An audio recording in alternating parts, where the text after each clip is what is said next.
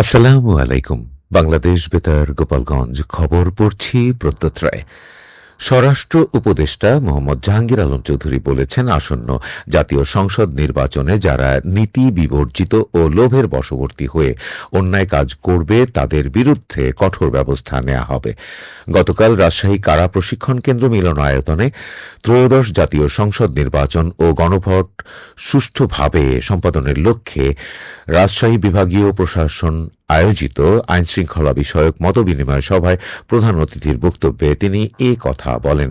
নির্বাচনে নিয়োজিত কর্মকর্তা ও আইনশৃঙ্খলা বাহিনীর সদস্যদের উদ্দেশ্যে স্বরাষ্ট্র উপদেষ্টা বলেন, নির্বাচনে সবাইকে সম্পূর্ণ নিরপেক্ষতার সঙ্গে দায়িত্ব পালন করতে হবে।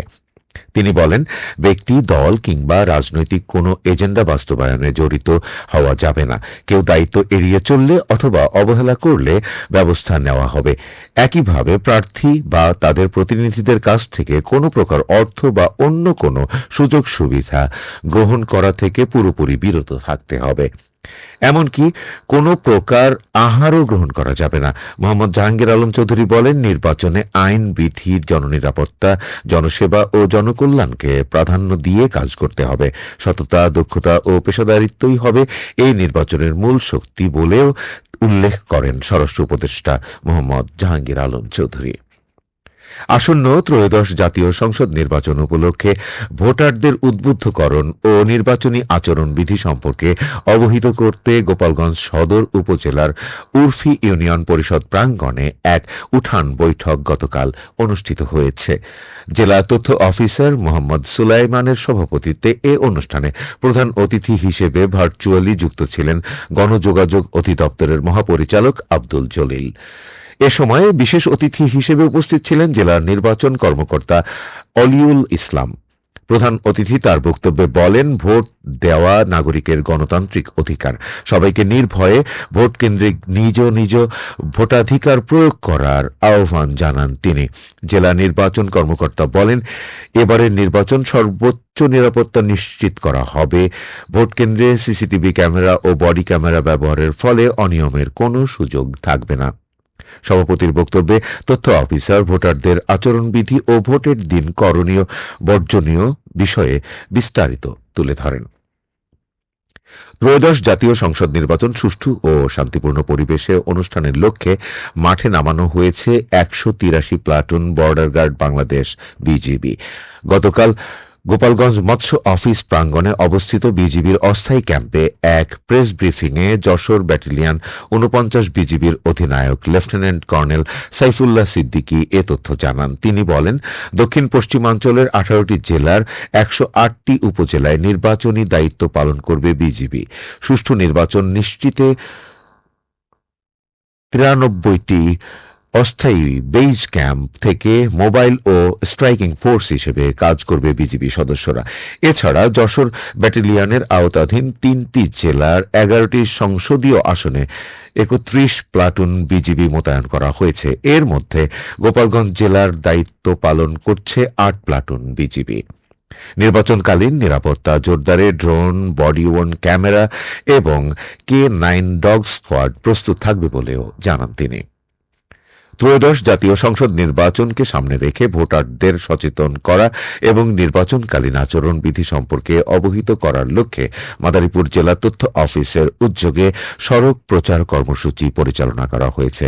সড়ক প্রচার কার্যক্রমে সদর উপজেলার রাস্তি ইউনিয়ন, ডাসার উপজেলার গোপালপুর ইউনিয়ন, রাজুর উপজেলার আমগ্রাম ইউনিয়ন, কালকিনি উপজেলার লক্ষ্মীপুর ইউনিয়ন এবং শিবচর উপজেলার ভান্ডারিকান্দি ইউনিয়ন একযোগে এ কর্মসূচি পালন করে। সড়ক প্রচারকালে ভোটারদের নির্বিঘ্ন ও নিরপেক্ষভাবে ভোটাধিকার প্রয়োগে উদ্বুদ্ধ করা হয়। একই সঙ্গে নির্বাচনকালীন আচরণবিধি মেনে চলা, গুজব এড়িয়ে শান্তিপূর্ণ পরিবেশ বজায় রাখা এবং আইনশৃঙ্খলা রক্ষায় সহযোগিতার আহ্বান জানানো হয়। জেলা তথ্য অফিস জানায়, সুষ্ঠু ও গ্রহণযোগ্য নির্বাচন নিশ্চিত করতে এ ধরনের জনসচেতনতামূলক কার্যক্রম আগামী দিনগুলোতেও অব্যাহত থাকবে। আসন্ন জাতীয় সংসদ নির্বাচনকে সামনে রেখে নড়াইল 2 আসনে বিএনপি মনোনীত ধানের শীষের প্রার্থী ডক্টর AZM ফরিদুজ্জামান ফরহাদের নেতৃত্বে গতকাল লোহাগড়ায় এক নির্বাচনী মিছিল ও সমাবেশ অনুষ্ঠিত হয়েছে। মিছিলটি লক্ষ্মীপাশার মোল্লার মাঠ থেকে শুরু হয়ে শহরের প্রধান সড়ক প্রদক্ষিণ করে আলামুনশির মোড়ে গিয়ে শেষ হয়। পরে সেখানে আয়োজিত সমাবেশে প্রধান অতিথির বক্তব্যে ফরিদুজ্জামান সবাইকে শুভেচ্ছা জানান। এ সময় জেলা বিএনপির সাংগঠনিক সম্পাদক টিপু সুলতান, খন্দকার ইজাজুল হাসান বাবু, জেলা ছাত্র দলের সাধারণ সম্পাদক খন্দকার মাহবুবুল হাসান সানি, জেলা মহিলা দলের সাধারণ সম্পাদক সালেহা বেগম সহ জেলা, উপজেলা ও ইউনিয়ন বিএনপি এবং অঙ্গ সংগঠনের নেতাকর্মীরা উপস্থিত ছিলেন। মাদারীপুরের কালকিনি উপজেলার মাদক বিরোধী বিশেষ অভিযান চালিয়ে এক নারীসহ 3 জনকে আটক করেছে যৌথ বাহিনী। গতকাল দিবাগত রাতে উপজেলার লক্ষ্মীপুর ইউনিয়নের সূর্যমণি গ্রামে এ অভিযান পরিচালনা করা হয়। যৌথ বাহিনীর নেতৃত্বে পরিচালিত অভিযানে আটককৃতরা হলেন সূর্যমণি গ্রামের মৃত জাহাঙ্গীর সর্দারের স্ত্রী মোসাম্মদ নাজমা, রায়পুর গ্রামের নজরুল ব্যাপারীর ছেলে মোহাম্মদ ইউসুফ এবং একই গ্রামের সোহেল ঢালির ছেলে হাসান ঢালি। অভিযানকালে আটককৃতদের কাছ থেকে বিপুল পরিমাণ মাদকদ্রব্য ও নগদ অর্থ উদ্ধার করা হয়।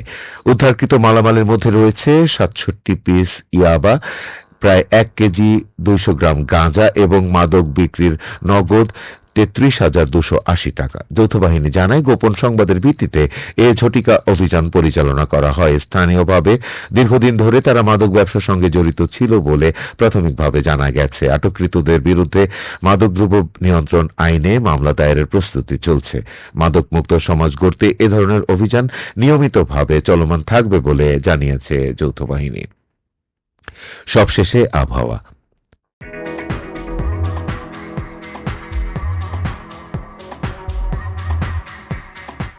আজ সন্ধ্যা 6টা পর্যন্ত আবহাওয়ার পূর্বাভাসে বলা হয়েছে, দেশের অভ্যন্তরীণ নদীবন্দর সমূহের জন্য কোনো সতর্কবার্তা নেই এবং কোনো সংকেতও দেখাতে হবে না। খবর শেষ হলো। আমাদের পরবর্তী স্থানীয় খবর প্রচারিত হবে আগামীকাল সকাল 8:30 বাংলায়।